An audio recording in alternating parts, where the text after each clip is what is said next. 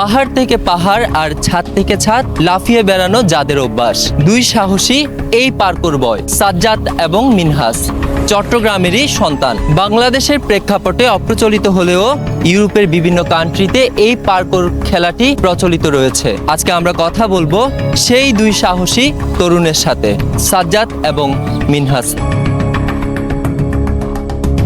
কেমন আছেন? আলহামদুলিল্লাহ ভালো।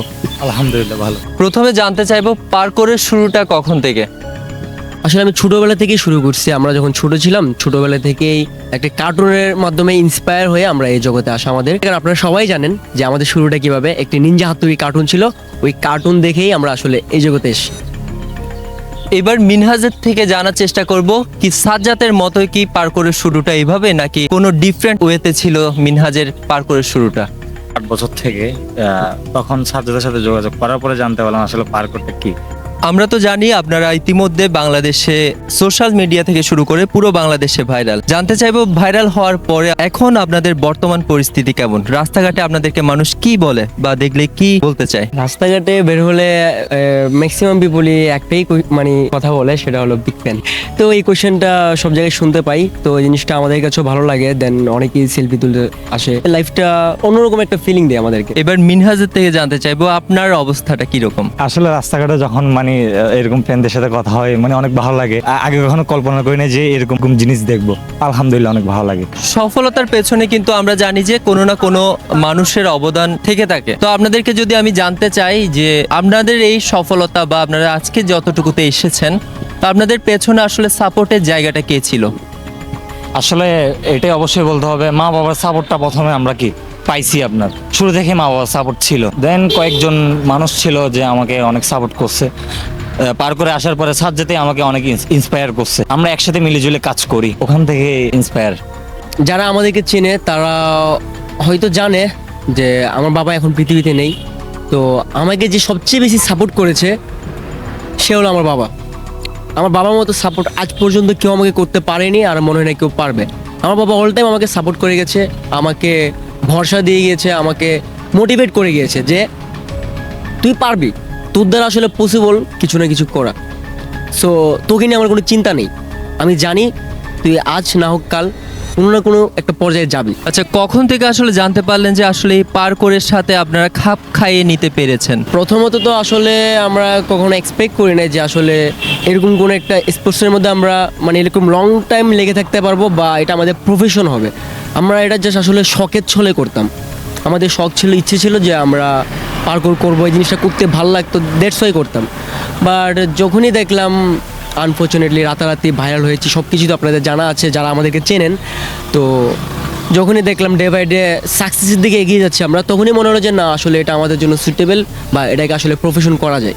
আমরা জানতে পেরেছি আপনারা বাংলাদেশের বাইরেও হলিউডে পর্যন্ত চলে গিয়েছেন। হলিউডের একটি সিনেমা দ্য আর্ট অফ জাম্পে আপনাদেরকে কখন আমরা দেখতে পাচ্ছি? দ্য আর্ট অফ জাম্প যে ফিল্মটা আছে, এটা যারা জানে না তাদের উদ্দেশ্যে একটা কথা বলতে চাই। এটা একটা পার্কুর বেসড ডকুমেন্টারি ফিল্ম। তো এই ফিল্মের মধ্যে আমাদের একটি ক্লিপ গিয়েছে, তারা আমাদের থেকে ক্লিপটি তাদের কপিরাইট আওতাভুক্ত করেছে। তো ইনশাল্লাহ এটা পোস্ট প্রোডাকশনের কাজ চলছে, আশা করা যায় খুব শীঘ্রই এটা দেখতে পাবে। বাট কখন এটা ডেট যেটা আছে এটা এখনও রিলিজ করা হয়নি বা জানানো হয়নি। আশা করি খুব শীঘ্রই জানানো হবে ডেটটা, ফিল্মটা কখন রিলিজ হবে। এবার একটু ব্যক্তিগত প্রশ্নে আমি মিনহাজের কাছে যদি জানতে চাই যে ভাইরাল হওয়ার পরে আসলে মেয়ে ফলোয়ার বেশি নাকি ছেলে ফলোয়ার বেশি, কারা বেশি আপনাকে নক দিচ্ছে? আসলে আমি তো হ্যাঁ, ফলোয়ার মেয়েও আছে ছেলেও আছে, সবাই সব কিছুতে মিলেই তো। না, আমরা জানতে পেরেছি আপনার নাকি মেয়ে ফলোয়ার অনেক বেশি আছে এরকম। ওটা আমি বলতে পারি না। এটা কি সাজ্জাদ জানে এই বিষয়টা নিয়ে?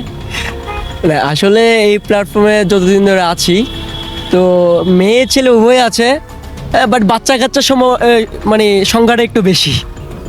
লাস্ট একটি প্রশ্ন আপনাদের থেকে জানতে চাইবো, সেটি হচ্ছে পার্কুর নিয়ে আপনাদের ভবিষ্যৎ পরিকল্পনা কি?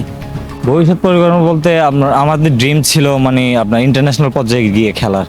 তো আমরা যদি ক্রীড়া মন্ত্রণালয় থেকে ওরকম সাপোর্ট পাই বা আমাদেরকে ওরকম রাস্তা করে দেয়, তাহলে আমরা ভবিষ্যতে ড্রিম পূরণ করতে পারবো আর বাংলাদেশকে রিপ্রেজেন্ট করতে পারবো।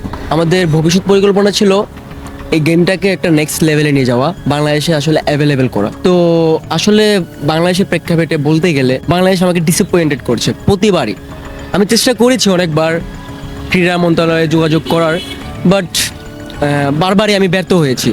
সো ইন্টারন্যাশনালি গেমটাকে খেলার বা ইন্টারন্যাশনালি অন্য কোনো কান্ট্রিতে গিয়ে এই গেমটা আসলে রিপ্রেজেন্ট করার একটা ইচ্ছা আছে।